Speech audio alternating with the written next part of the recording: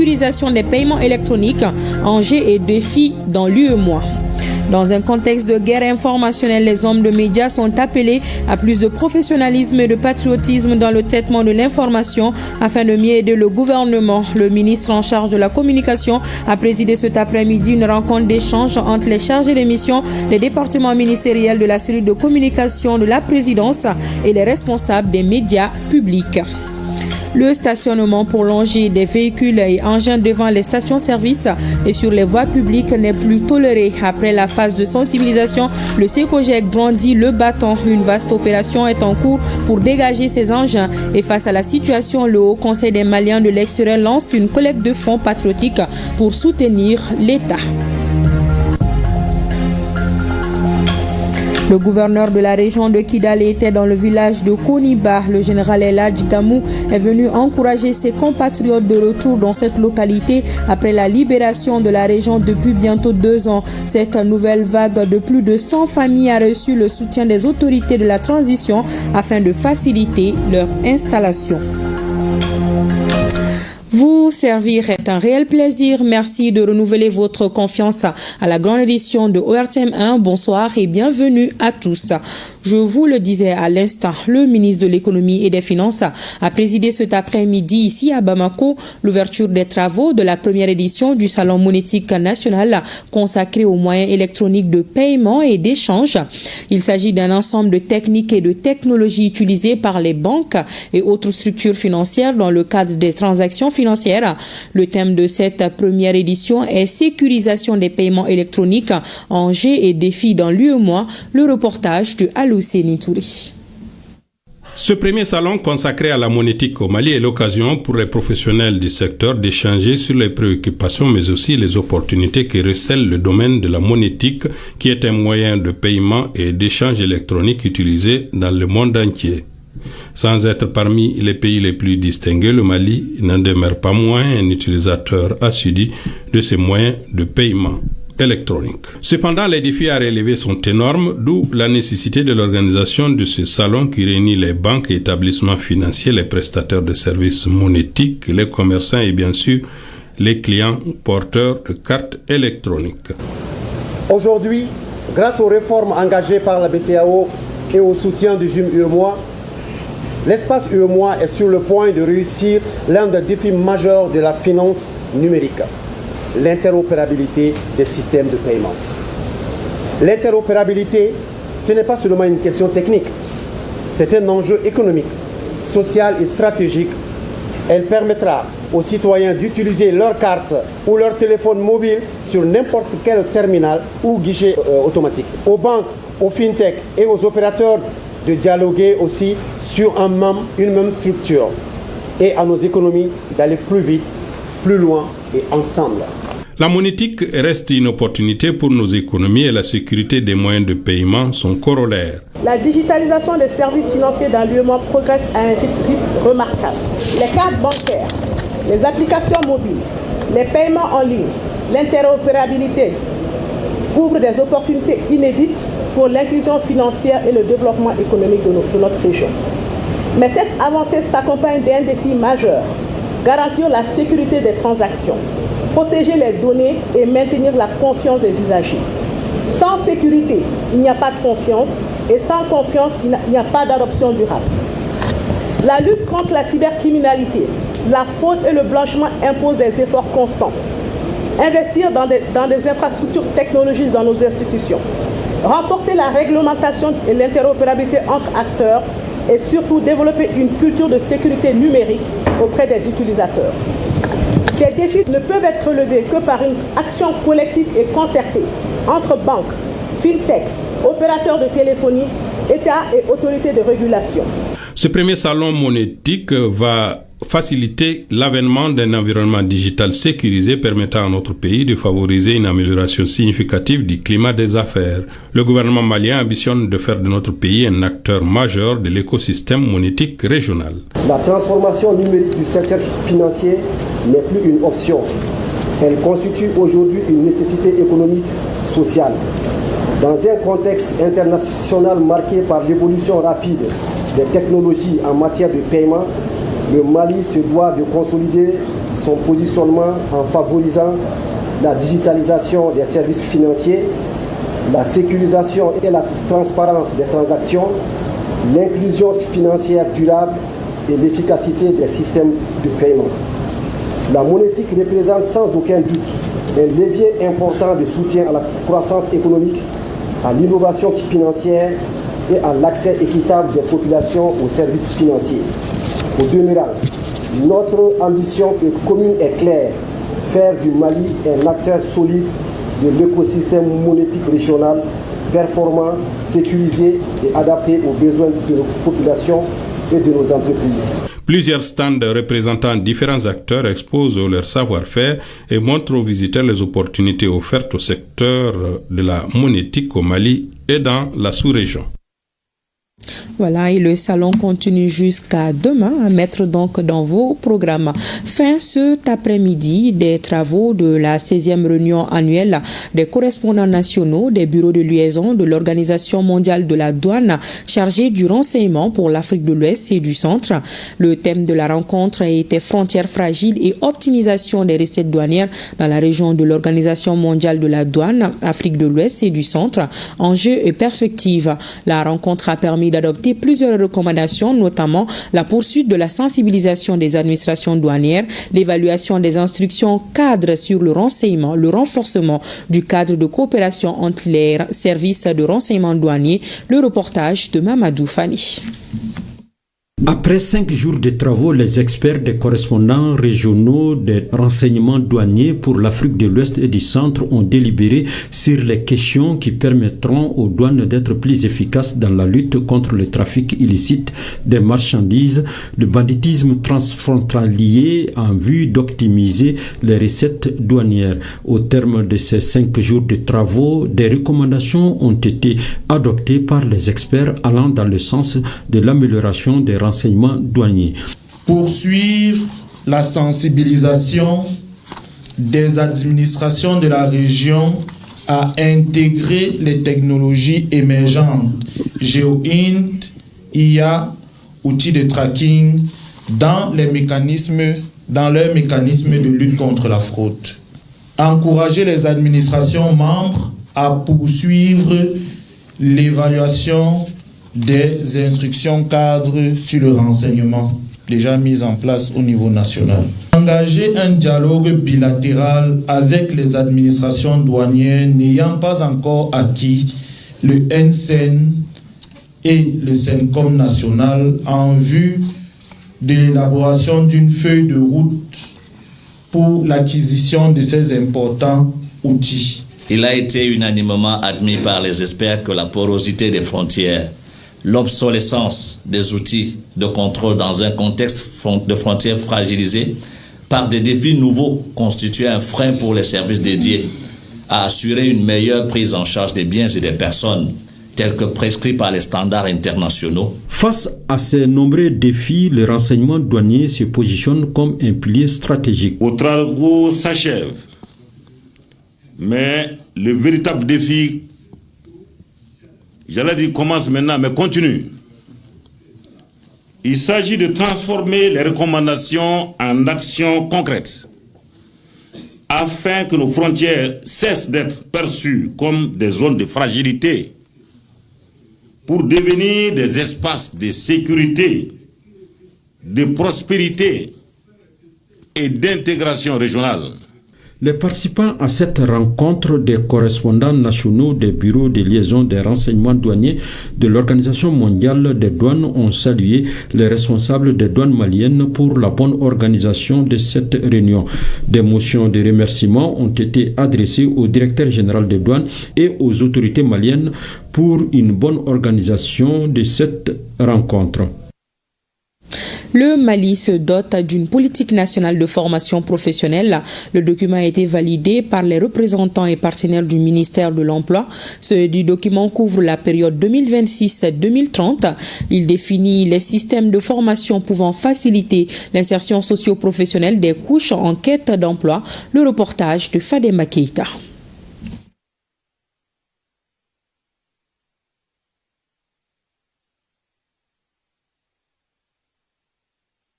Après Après la première politique nationale de formation professionnelle élaborée et validée en 2009, les experts du secteur de l'emploi et les partenaires sont en pleine analyse des chapitres et axes stratégiques de la nouvelle politique nationale de formation professionnelle qui couvrira la période 2026-2030. Ce document couvrant la période 2026-2030 s'inscrit dans la vision du Mali de construire un système de formation professionnelle inclusif, performant et innovant, au service de la productivité et de la compétitivité des secteurs productifs.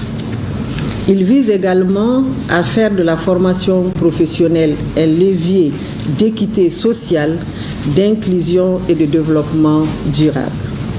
La validation du document de la nouvelle politique nationale de formation professionnelle 2026-2030 est une des réponses aux nombreux défis du moment. L'initiative est appréciée par les partenaires techniques et financiers. Et c'est un grand plaisir pour nous, partenaires techniques et financiers, de pouvoir prendre part à cette étape extrêmement importante qui, nous espérons, sera une étape clé pour la définition d'une vision pertinente, d'une vision moderne, mais surtout une vision inclusive. Sa mise en œuvre, si elle est conduite avec rigueur et constance, augure de belles perspectives pour le développement du sous-secteur et de la formation professionnelle à l'horizon 2030. Elle comporte des avantages multiples. L'élargissement, par exemple, de l'accès à la formation, le développement d'infrastructures adaptées, une meilleure adéquation formation-emploi, la diversification de l'offre de formation, le renforcement des capacités des acteurs, la promotion du genre et l'amélioration durable de la productivité nationale. Cette nouvelle politique cadre parfaitement sur le plan politico-institutionnel avec la vision Malikura Nyeta Strakaben Samba Fla Anibi Orni Sabama et avec la stratégie nationale de l'émergence et du développement durable 2024-2033. Le Mali renforce également sa coopération avec le Maroc et la Tunisie dans le domaine de l'éducation. Des boursiers maliens poursuivront leurs études dans ces pays. La cérémonie de mise en route au titre de l'année académique 2025-2026 a eu lieu hier dans la salle de conférence du ministère en charge de l'emploi, de la formation professionnelle. Le point avec Fantama Magnantao.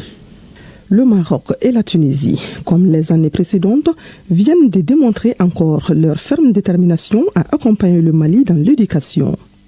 Ils sont au nombre de 65 stagiaires maliens qui poursuivront des formations au Centre de formation professionnelle tunisienne et marocaine au titre de l'année 2025-2026 pour la session de novembre 2025. Ces enfants partent en Tunisie et au Maroc avec le flambeau du pays.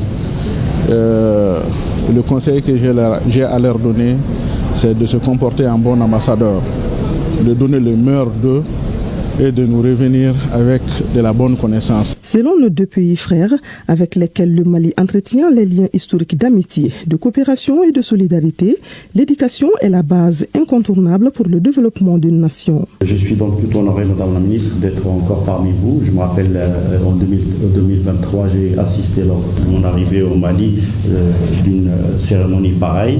On a suivi ça avec l'Agence marocaine de coopération internationale pour qu'on puisse vraiment former les meilleurs éléments au Mali et j'ai eu vraiment la chance d'en rencontrer beaucoup à leur retour. Je profite de cette occasion pour féliciter les stagiaires maliens pour leur brillante sélection et tout en leur souhaitant un avenir radieux, plein de succès, de bonheur et de féliciter leurs parents pour la même occasion. Le ministre en charge de l'emploi, très satisfait, a remercié les gouvernements de la Tunisie et du Maroc pour ces opportunités de formation offertes à notre jeunesse. Aux jeunes étudiants,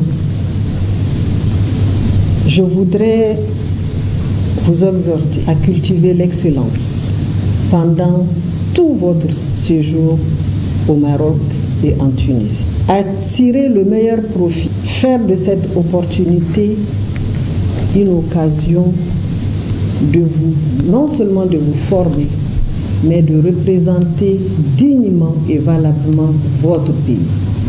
Les valeurs qui vous ont été incarnées dans votre famille, mais aussi au Mali, votre pays. Notons que nos 65 étudiants boursiers poursuivront leur formation pour le Maroc et la Tunisie dans le développement digital, le management hôtelier, l'infrastructure digitale, l'intelligence artificielle, pour ne citer que cela. Le gouverneur de la région de Kidal était dans le village de Koniba.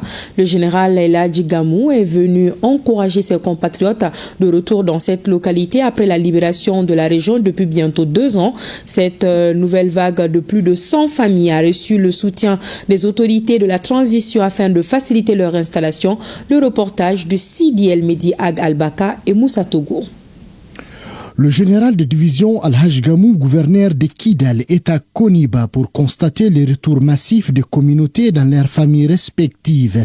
Ce retour a été facilité par les efforts des autorités régionales et les résultats engendrés suite aux opérations de ratissage menées par les FAMA à Kidal. Le déplacement ce matin à Koniba, c'est pour venir accueillir les populations déplacées de leurs villages qui sont de retour et pour les apporter l'assistance. En même temps, régler les problèmes d'eau parce que quand ils sont revenus, leur forage est un peu saboté. Donc nous sommes en train de tout faire pour que ce forage soit réparé aujourd'hui. C'est toujours dans le cadre de l'appui de l'administration au nom de hautes autorités de notre pays, maliennes, qui sont dans la nécessité, qui sont de retour, qui sont déplacés par l'insécurité depuis 2 mois. Donc aujourd'hui, Dieu merci, cette population est déjà là. Alhamdulillah, donc on est venu les saluer, les accueillir et puis leur apporter l'assistance. Un retour au bercail qui permet au gouverneur de Kidal de constater les besoins auxquels font face ces populations meurtries par les attaques des groupes armés terroristes, autant d'efforts salués par les communautés à la base. C'est tout le monde pour la mobilisation qui a été faite pour recevoir le gouverneur et sa suite. Et que nous sommes très contents de constater les retours effectifs d'au moins une centaine de ménages dans les villages de Koniba ici. Des populations qui ont été déplacées malgré elles de leur terroir, qui aujourd'hui sont là, elles sont en train de s'installer et elles s'installent très bien. Cela prouve vraiment que les autorités, les plus hautes autorités vraiment tiennent à la population malienne où qu'elle soit et que vraiment elles sont là pour la population. Sur instruction du gouverneur de Kidal pour faciliter la réinstallation de nos compatriotes, des opérations humanitaires seront enclenchées dans les heures qui suivent.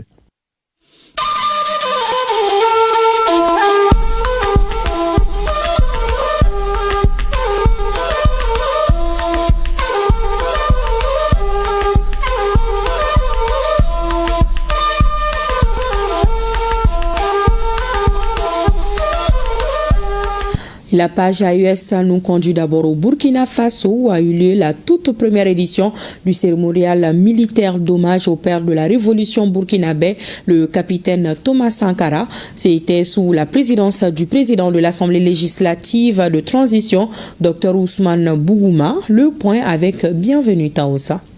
Tuer Sankara, des milliers de Sankara naîtront. Cette célèbre phrase du père de la révolution d'août 83 garde tout son sens. Ce jeudi 6 novembre 2025, sur le site du mémorial Thomas Sankara et ses 12 compagnons, le cérémonial d'hommage militaire se veut sobre, mais il conserve toute sa solennité.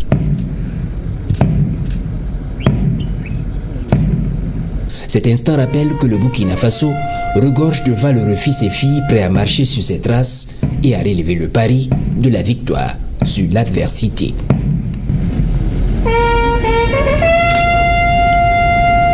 Après la grande relève de la garde du monument, place à la sortie des chevaux.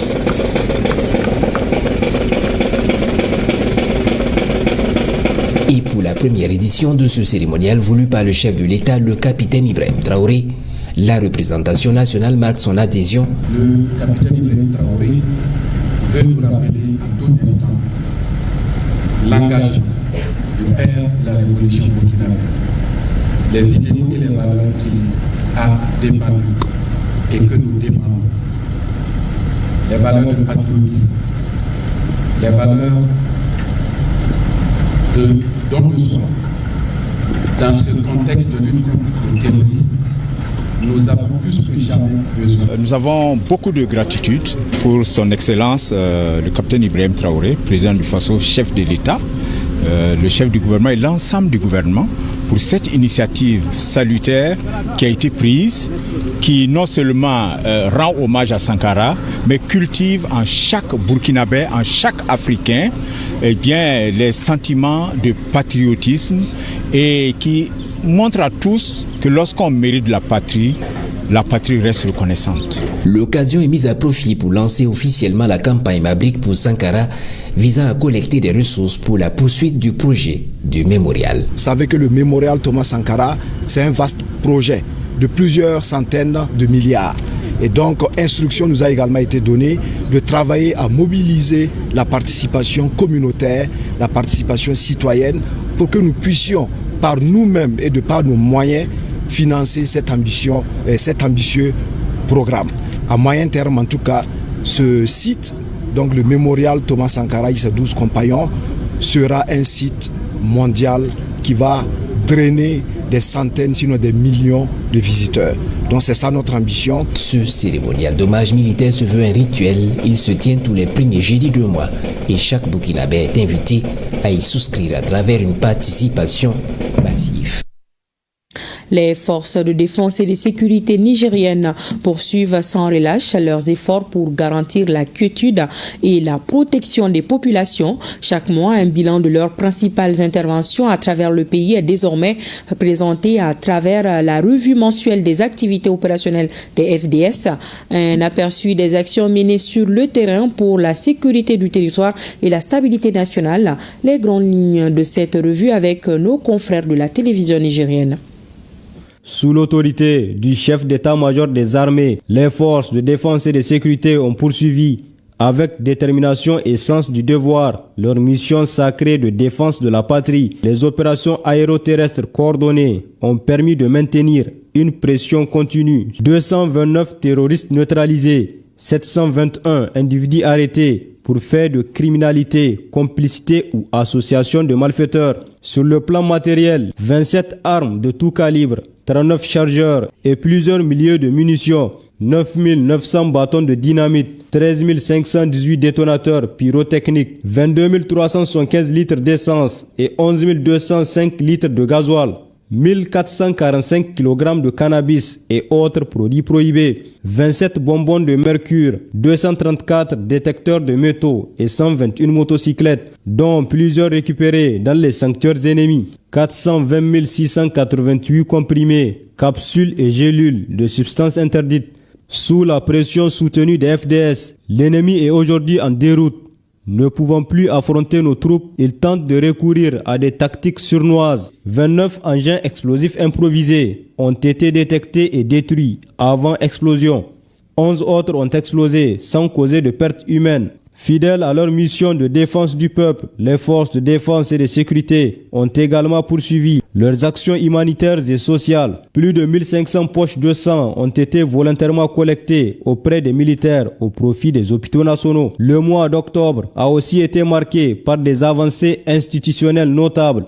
Le 15 octobre à Niamey s'est tenue une réunion stratégique de haut niveau consacré à la montée en puissance de la force unifiée de l'Alliance des États du Sahel. Sur le plan de la formation, l'école militaire supérieure de Niamey a lancé la rentrée solennelle du 5e cours d'état-major et de la 2e promotion de l'école de guerre. La situation sécuritaire sur l'ensemble du territoire demeure globalement sous contrôle. La moisson est honorable, mais la mission continue. Nos forces de défense et de sécurité resteront debout, vigilantes et résolues jusqu'à la victoire finale.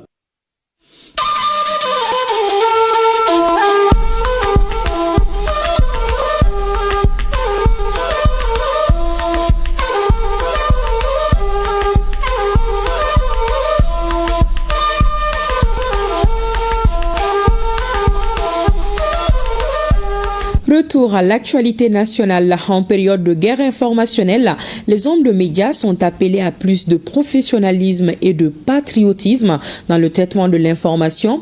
Le ministre en charge de la communication a présidé cet après-midi une rencontre d'échange entre les chargés de mission des départements ministériels de la cellule de communication de la présidence et les responsables des médias publics. Le reportage de Aridou Matina. Au regard du contexte actuel caractérisé par la guerre informationnelle, il est plus que jamais nécessaire de renforcer la communication publique. C'est ainsi que le Centre d'information gouvernementale du Mali, SIGMON, dans sa mission de consolider et de valoriser la communication gouvernementale, initie cette rencontre avec les chargés de communication des différents départements ministériels pour améliorer la communication gouvernementale, surtout en temps de crise. Comme vous le savez, aujourd'hui, les attaques ne sont pas que militaires. Elles sont médiatiques, numériques et psychologiques. Face à cette guerre multicommunicationnelle, notre première ligne de défense est la parole de l'État. Une parole claire, crédible et unie. Nous devons parler d'une seule voix, avec discipline et cohérence. Chaque ministère, chaque porte-parole, chaque communicant public représente la crédibilité de l'action gouvernementale. Nos messages doivent être harmonisés, vérifiés et toujours orientés vers un seul objectif, renforcer la confiance des citoyens et protéger l'image du Mali. Ayant présidé la rencontre, le ministre en charge de la communication invite les participants à plus de mobilisation en ces temps de crise informationnelle avant de mettre l'accent sur 4 principes sur lesquels les chargés de communication devront s'appuyer. Notre objectif, la communication gouvernementale, doit s'articuler sur 4 points essentiels. Le premier, c'est l'unité du message gouvernemental. Le deuxième, c'est la réactivité et l'anticipation. Le troisième, c'est la valorisation des actions du gouvernement. Le quatrième, c'est la professionnalisation et la discipline. Donc, vraiment, c'est extrêmement important ces 4 points. Outre les chargés de communication des différents ministères, la réunion a également enregistré la participation de la cellule de communication de la présidence, de l'ORTM, de l'AMAP et de l'ANCD. Et qui parle de communiquer en situation de crise doit s'entourer de beaucoup plus de garanties pour davantage rendre visibles les efforts du gouvernement. Nous pouvons penser dans un premier temps à la bonne coordination. La bonne coordination se trouve être le levier de cette communication de crise. Et à ce niveau, je pense que l'initiative qui nous réunit aujourd'hui est la preuve palpable et une volonté affirmée du ministre de prendre à bras le corps la question.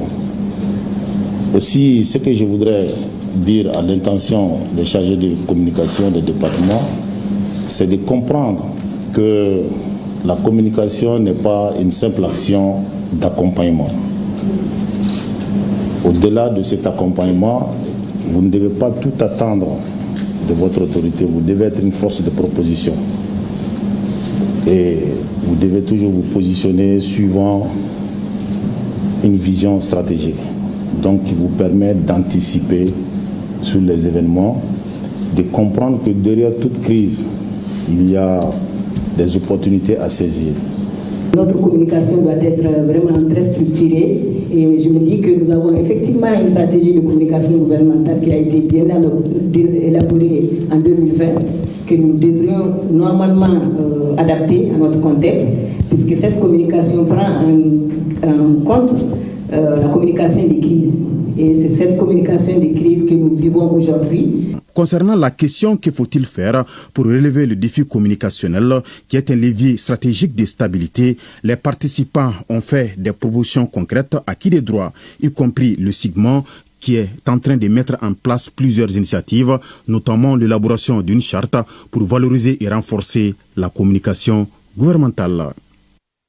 Et dans le même ordre d'idées, le gouvernement multiplie les séances d'information et de sensibilisation afin de rassurer la population. C'est ainsi que le ministre du Travail, de la Fonction publique et du Dialogue social a rencontré hier les pompistes dans la mouvance de la gestion efficace de la crise. Au cours de la rencontre, les pompistes ont été informés de la décision du gouvernement, celle d'ouvrir les pompes 24 heures sur 24 afin que la population s'approvisionne en carburant. C'est en présence de Youssouf Diakité. Le ministre du Travail, de la Fonction publique et du Dialogue social, en rencontrant les pompistes des différentes stations-service, passe du coup le message du gouvernement, message relatif à la gestion de la crise du carburant. Dr Fassoum Coulibaly rassure qu'il s'agit d'une mobilisation collective pour la bonne fourniture des produits pétroliers, message bien perçu par les interlocuteurs du jour. Nous avons écouté ces messages que nous accueillons favorablement parce qu'il s'agit du Mali et aucun sacrifice n'est vain pour ce pays. Nous sommes un pays agressé et donc nous devrions tous être des soldats, des militaires. Nous devrions être au service de la nation, au service du peuple pour faire face à cette crise qui touche tout le monde. Le ministre Fassoum Coulibaly rassure que les pompistes constituent l'un des maillons essentiels du circuit de distribution des produits pétroliers. Les gérants et les pompistes, qu'il fallait aussi les rencontrer et les remercier. Vous savez bien que lorsque le produit pétrolier arrive dans les stations d'essence, que c'est les pompistes qui servent les citoyens, qui passent souvent la nuit et la journée dans le rang. Et il n'est pas facile de gérer les humeurs des gens qui ont passé la nuit dans le rang. Donc, ce travail formidable qu'ils sont en train de faire, il est nécessaire aussi de les remercier.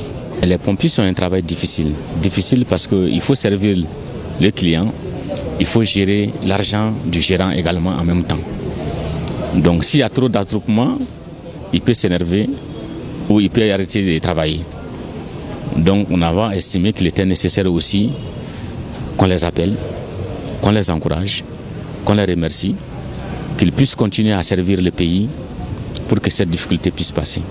La deuxième raison, c'est que nous avions pris le 30 octobre 2025 un arrêté interministériel qui fixe les horaires de travail et les conditions de distribution des produits pétroliers.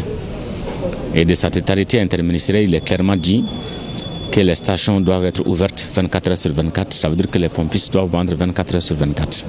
À l'issue de la rencontre, chaque partie s'est engagée à jouer pleinement sa partition jusqu'à la stabilisation définitive de la situation. Au finish, il s'agit d'appliquer collectivement une intelligence stratégique pour l'atteinte des objectifs recherchés. Le gouvernement est donc plus que jamais déterminé à trouver des solutions urgentes afin d'atténuer les souffrances de la population. La preuve, des citernes camions sont escortées régulièrement en direction de Bamako et les capitales régionales. Plusieurs stations-service sont approvisionnées en carburant et les usagers s'en procurent. C'est le constat fait par l'une de nos équipes de reportage dirigée par Bokari Coulibaly. Il y a encore quelques semaines, trouver du carburant à Bamako relevait d'un véritable parcours du combattant. De longues files de motos et de véhicules s'étiraient devant les stations-service, témoignant de la rareté du carburant. Mais ces images semblent appartenir au passé. Aujourd'hui, la capitale respire mieux sur le plan approvisionnement. Bon, fola kunga gele mame domina kombi. Alhamdulillah kan no ready. Parce que nere taran joarana never wakati mais never karane asoro. Un soulagement partagé par de nombreux usagers. La semaine passée, ma moto est restée 4 jours, ma moto est restée au service ici, à la maison aussi, faute de carburant. Il y a une évolution. Une amélioration sensible est résultat d'un ensemble d'actions engagées par les autorités de la transition pour renforcer la disponibilité du carburant dans la capitale. Meilleure coordination avec les transporteurs, suivi régulier des stocks, les mesures se multiplient pour prévenir toute pénurie prolongée. Un signal positif également pour les stations-service qui voient leurs cuves se remplir plus régulièrement.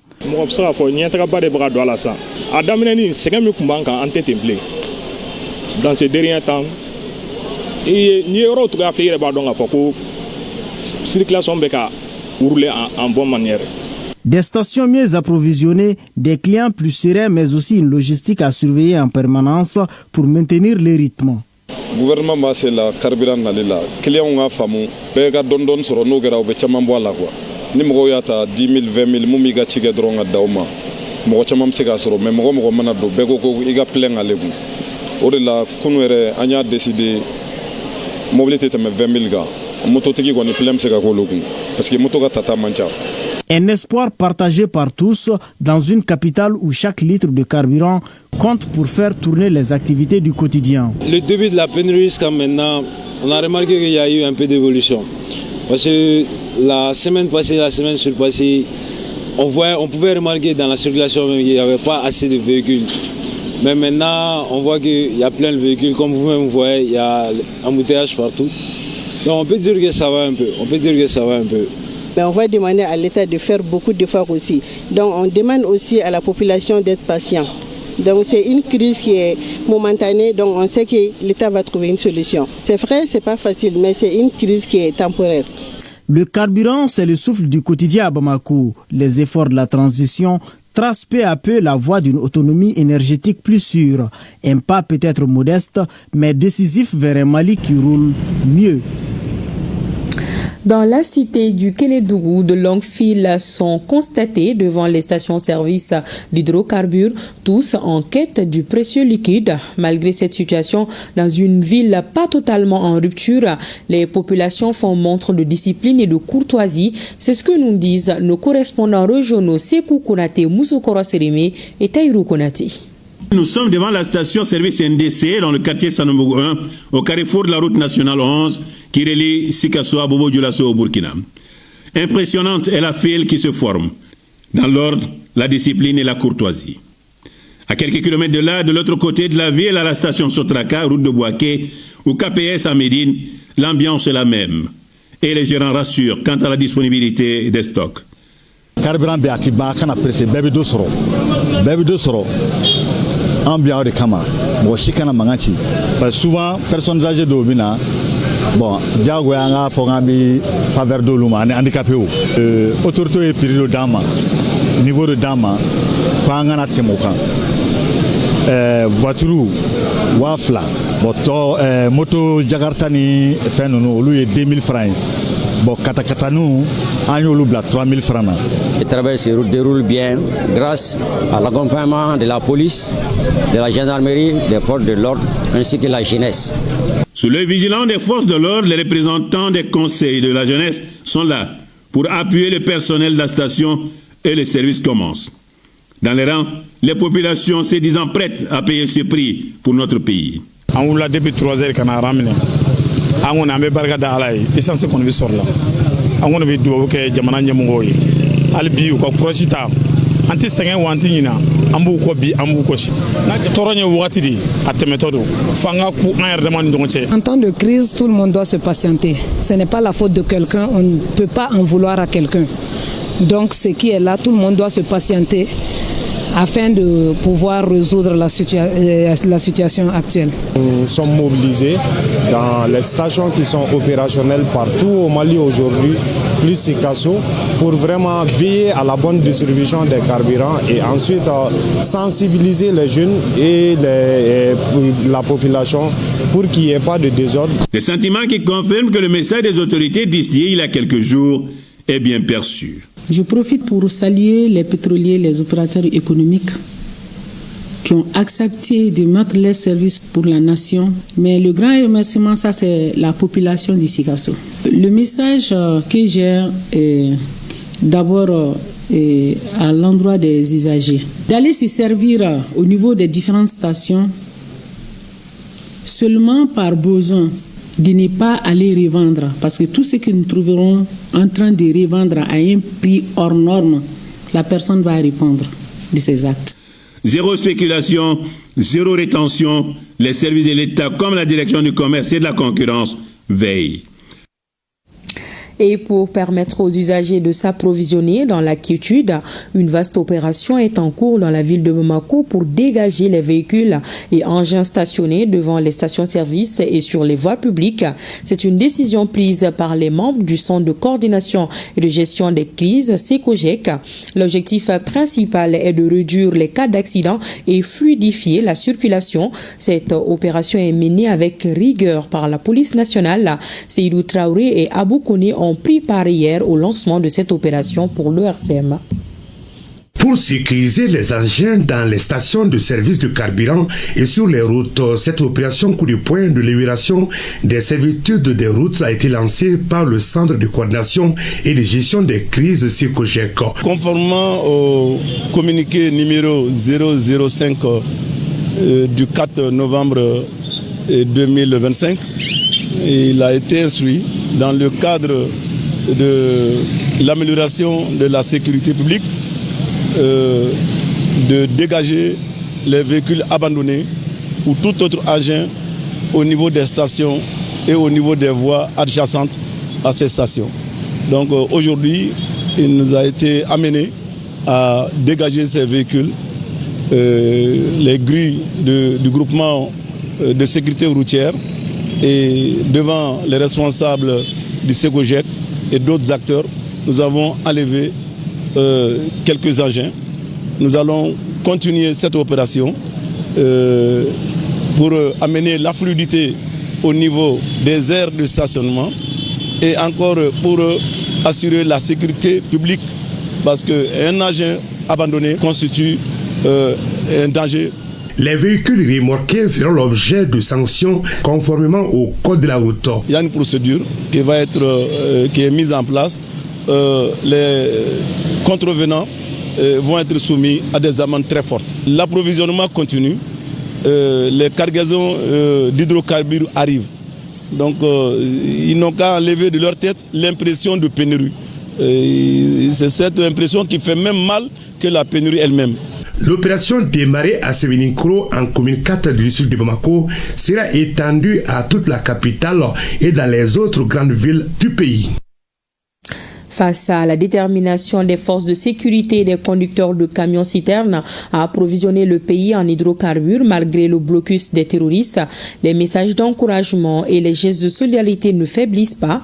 Nombreux sont les citoyens aujourd'hui à saluer la bravoure et à rendre hommage à ces hommes qui répondent à l'appel du Mali au prix de leur vie souvent. Des patriotes qui méritent aujourd'hui la reconnaissance de toute la nation malienne. Sidiki Dameli nous en dit plus. Un convoi de plus de 300 camions-citernes est arrivé à Bamako sous escorte des forces armées maliennes ces derniers jours.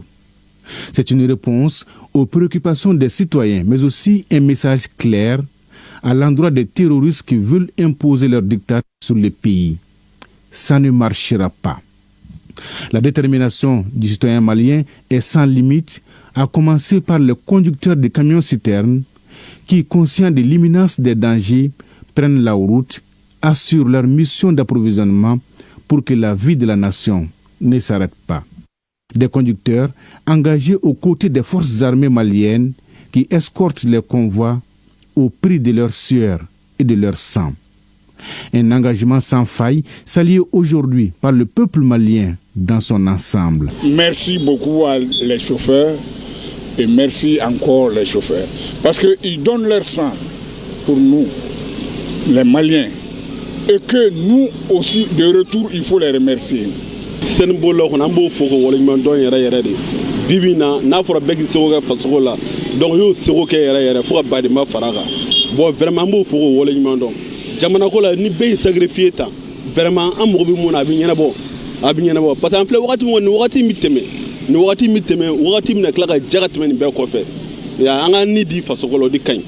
À l'image de ces citoyens, les autorités ne manquent pas d'occasion pour saluer la bravoure et la détermination de ces patriotes.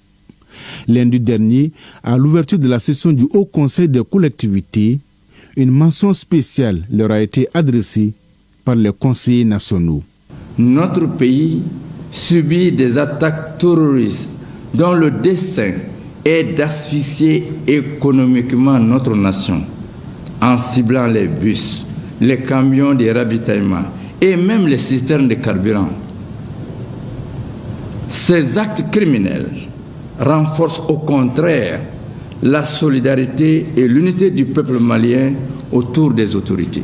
Il en est de même de la détermination et du courage de nos opérateurs économiques et leurs chauffeurs qui sont victimes de ces barbaries d'un autre âge. Enfin, comment ne pas saluer les énormes sacrifices consentis, la longue résilience et les parfaits élans de solidarité dont fait preuve le peuple malien, déterminé depuis le début de cette crise. Aujourd'hui, l'espoir est de mise avec les plans d'urgence du gouvernement pour l'organisation d'escorte des camions, des corridors au site de consommation, l'accompagnement des opérateurs économiques, le contrôle quotidien des stations d'essence pour éviter la rétention. Et nos compatriotes établis à l'extérieur suivent de très près la situation du pays. Le président du Haut Conseil des Maliens de l'extérieur appelle ses compatriotes à une mobilisation patriotique. Habib Silla lance une collecte de fonds pour soutenir l'effort national. Il est au micro de Awa Adamon Koulibaly et Aruna Diarra. Les défis sécuritaires, économiques et sociaux que notre pays vit en ce moment appellent à un sursaut patriotique sous le leadership des plus hautes autorités du pays. La diaspora malienne constitue une force vive, respectée, admirée et décisive dans le moment où la nation l'appelle. En tant que filles et fils du Mali vivant à l'extérieur, nous restons liés par le même devoir moral envers la patrie. Le Haut Conseil des Maliens de l'extérieur prend aujourd'hui l'initiative de lancer une mobilisation solidaire pour accompagner l'effort national en cours.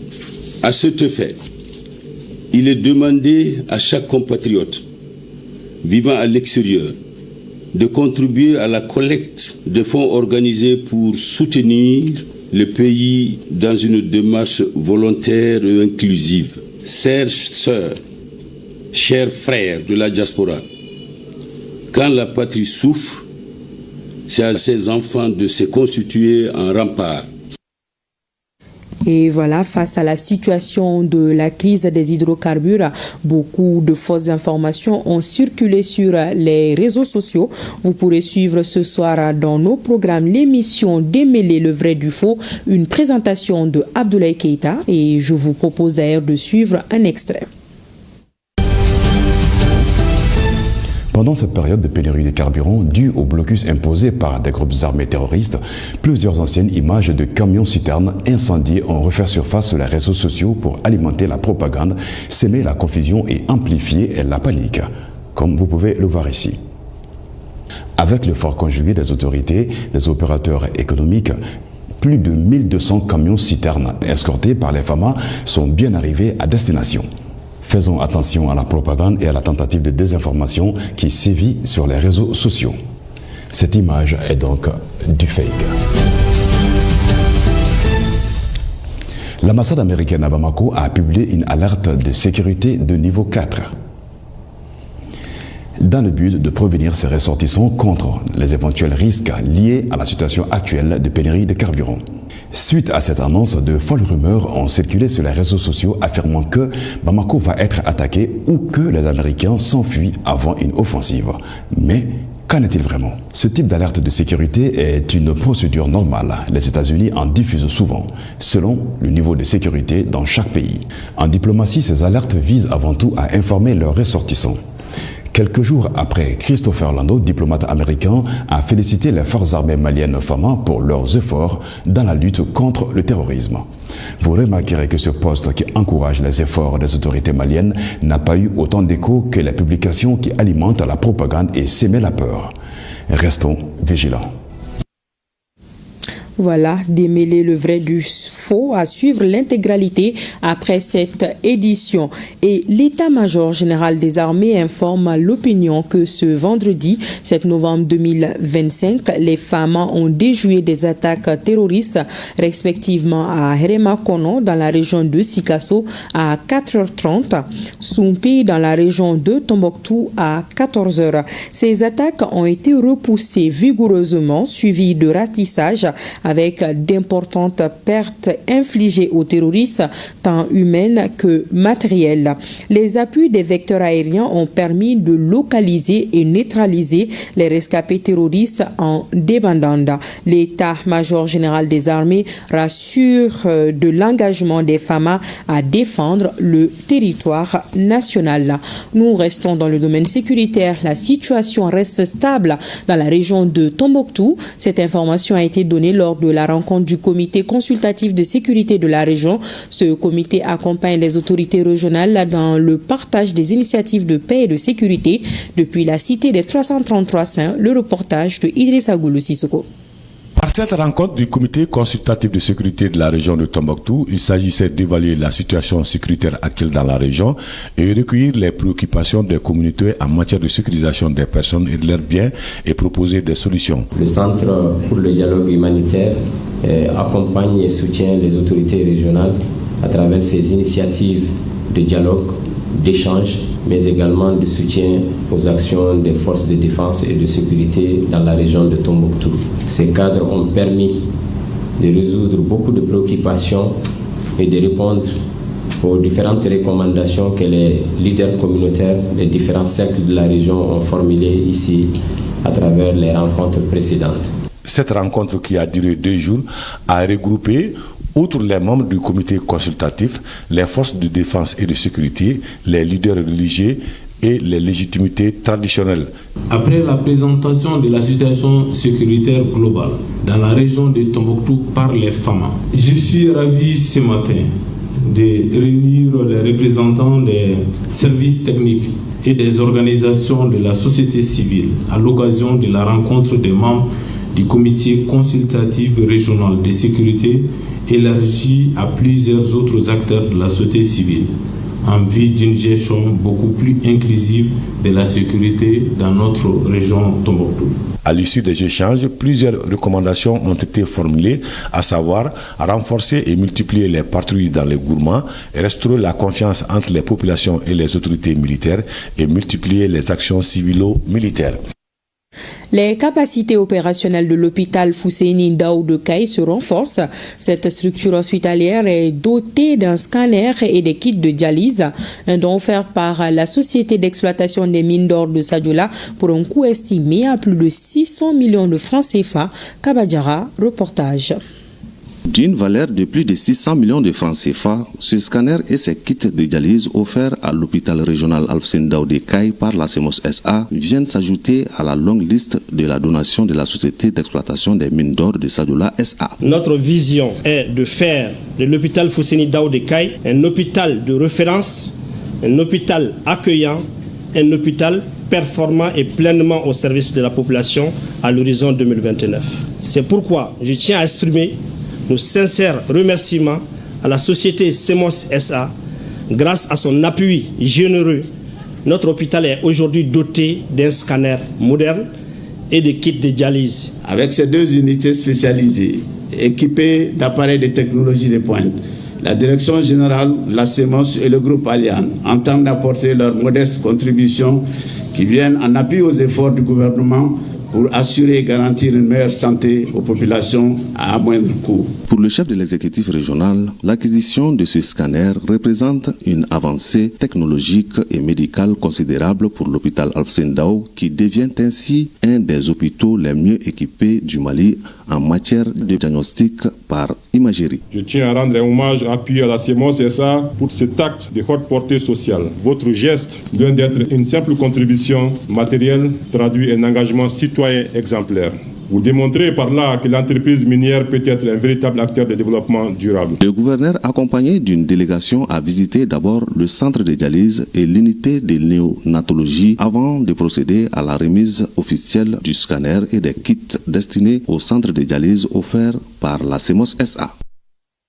Les performances des entreprises maliennes sont reconnues et primées au Gabon. Les matelas Dodo de l'entreprise plastique et élastomère du Mali, PME Dodo, ont remporté le prix de meilleure qualité de la 5e édition des Awards 2025. Il s'agit d'une distinction qui récompense les meilleurs produits des entreprises africaines. L'événement a été organisé cette année à Libreville au Gabon par l'OAPI, l'Organisation africaine de la propriété intellectuelle. Le prix a été remis ce matin par le ministre de l'Industrie et du Commerce. C'était en présence de notre reporter Batraouri. Les matelas Dodo de l'entreprise plastique et élastomère du Mali, PM Dodo, désormais meilleure marque 2025 de l'OAPI, l'Organisation africaine de la propriété intellectuelle. La 5e édition des prix Ewar des marques OAPI tenue à Libreville au Gabon du 8 au 10 octobre dernier a vu l'entreprise PM se distinguer à travers son produit, le matelas Dodo. Cette distinction célèbre l'excellence, l'innovation et la constance.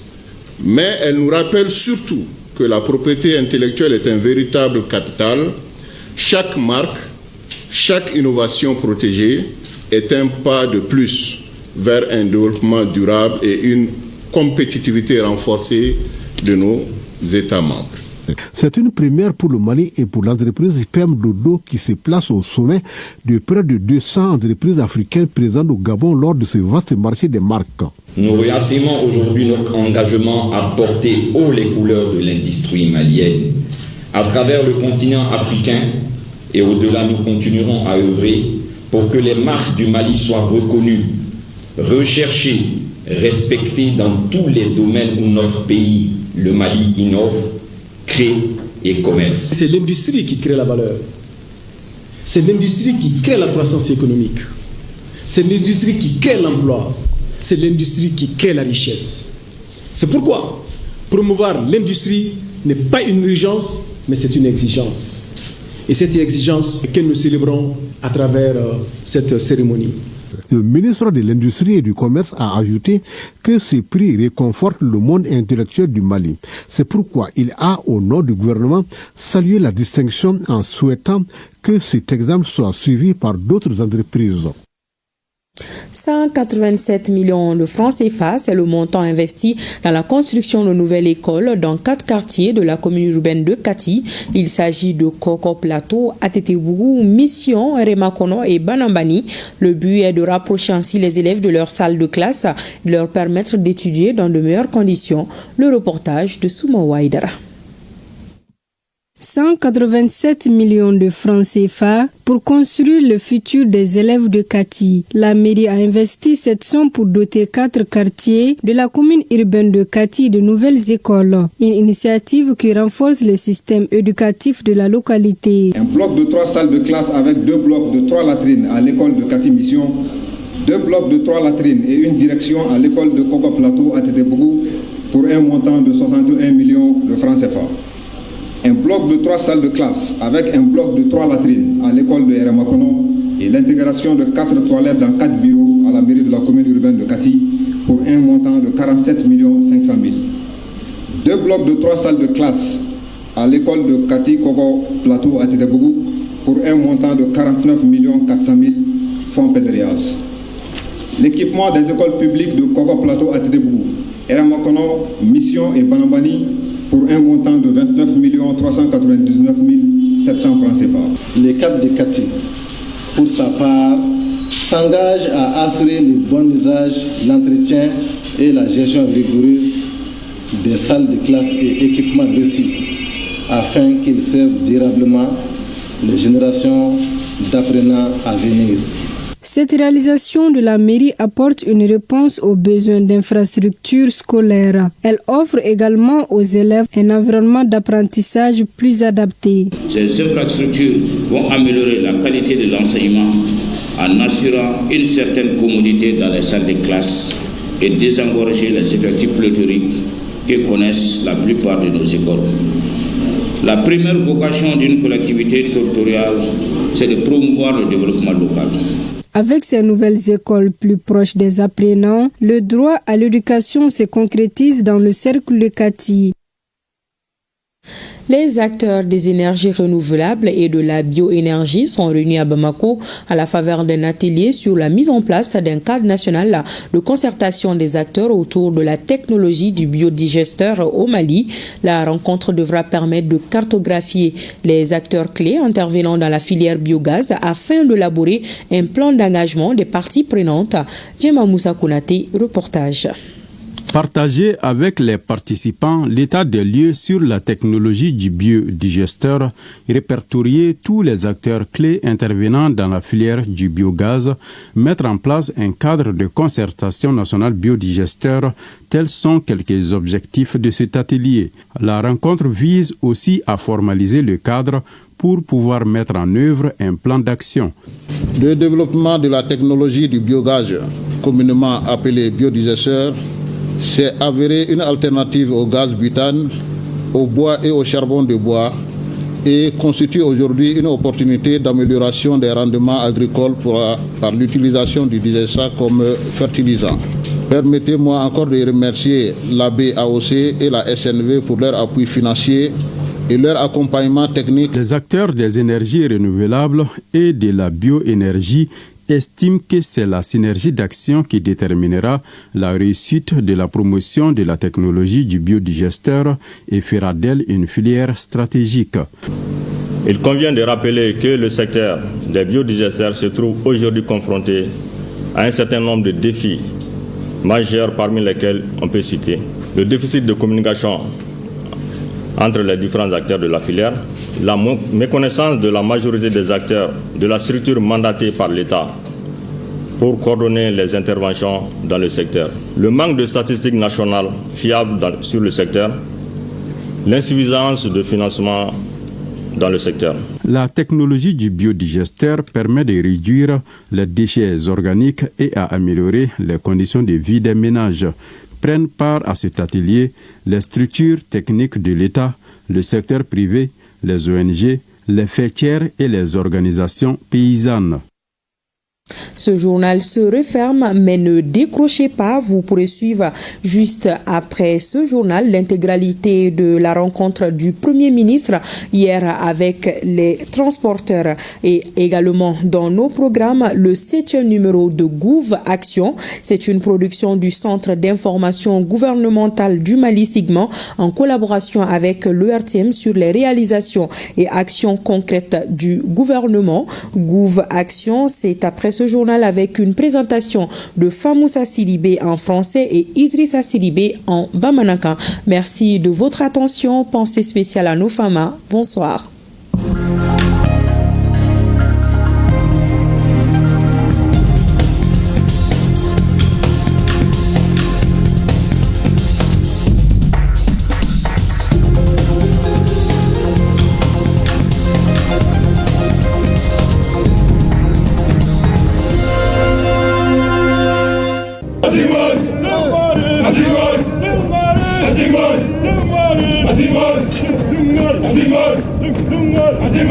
Nous laissons derrière nous tout ce que nous avons de plus cher.